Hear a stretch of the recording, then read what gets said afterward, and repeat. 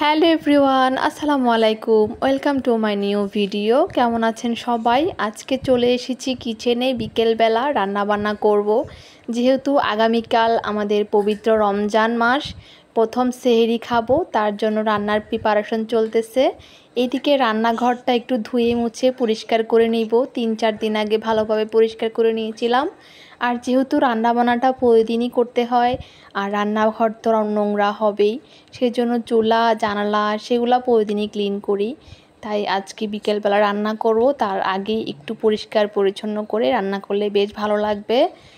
রমজান মাসে যেহেতু বিকেলবেলা রান্না করা হয়, সারাদিন শেষে যেহেতু রান্নাঘরটা পরিষ্কার পরিচ্ছন্ন দেখতে লাগে, তাহলে কিন্তু বেশ ভালো লাগে। একটা গুছানো রান্নাঘর কিন্তু দেখতেও সুন্দর লাগে, রান্না করতেও বেশ ভালো লাগে।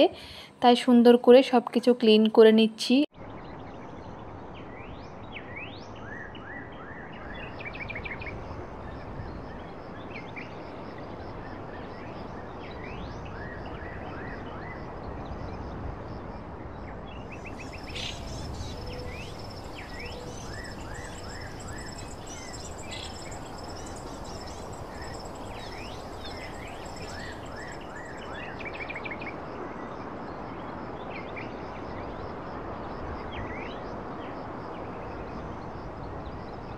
আলহামদুলিল্লাহ, আগামীকাল প্রথম রমজান, তাই সেহরিতে কি রান্না করব সেটা নিয়ে চলে এসেছি।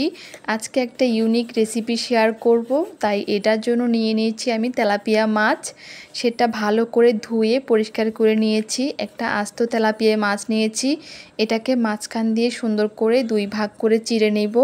তার মধ্যে বেশ কিছুটা মশলা দিয়ে ম্যারিনেশন করে রাখবো প্রায় ঘন্টাখানেক।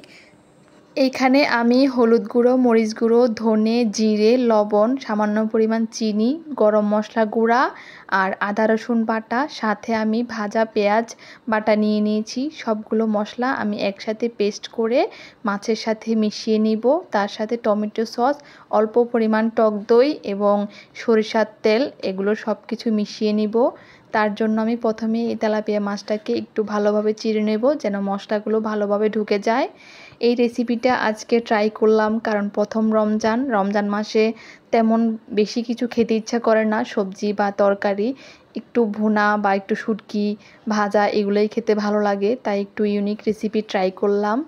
এছাড়া দুপুরে রান্না করেছিলাম বেশি করে টমেটো দিয়ে ডাল টক, আর সাথে ডিমের কারি রান্না করেছিলাম, সেগুলোও হয়ে যাবে। তার সাথে সাফওয়ানের বাবা দুধ কলা খেতে পছন্দ করে সেহরিতে। আমাদের এই রমজান মাস পুরো সে দুধ কলা দিয়ে ভাত খাবে সেহরিতে। এটা আমার প্রতিদিনের রুটিনে থাকে, যাই রান্না করি না কেন। আর বিয়ের আগে তো সব কিছুই আম্মু রান্না করতো, আর আমি নাক ডেকে ঘুমাতাম। এখন নিজের সংসারের জন্য নিজে রান্না করি, সেটার মধ্যে আলাদা একটা আনন্দ। আর আমি সারা বছর অপেক্ষা করি এই রমজান মাসের জন্য, কখন রমজান মাসটা আসবে। এই সময়টার ফিলিংসটাই অন্যরকম। রান্না বান্না থেকে খাওয়া দাওয়া শুরু করে সব কিছুর রুটিনটাই একটু অন্যরকম। তবে আমার কেন জানি না মনে হয় রমজান মাসে অন্য মাসের তুলনায় মজার খাওয়া দাওয়া একটু বেশিই হয়। কথা বলতে বলতে আমার মাছটা একদম সুন্দর করে ম্যারিনেশন করে রেখে দিয়েছি। হাতে সময় থাকলে আধা ঘন্টা থেকে 1 ঘন্টা মাছটা ম্যারিনেশন করে রেখে দিব।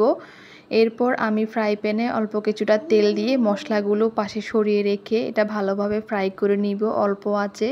একটু ঢেকে দিব, যেহেতু আস্ত মাছটা সেদ্ধ হতে একটু সময় লাগবে, তাই অল্প মিডিয়াম আঁচে এই মাছটা আমি সেদ্ধ করে নিব। আর ভিতরে অল্প অল্প করে মশলাগুলো দিয়ে দিব।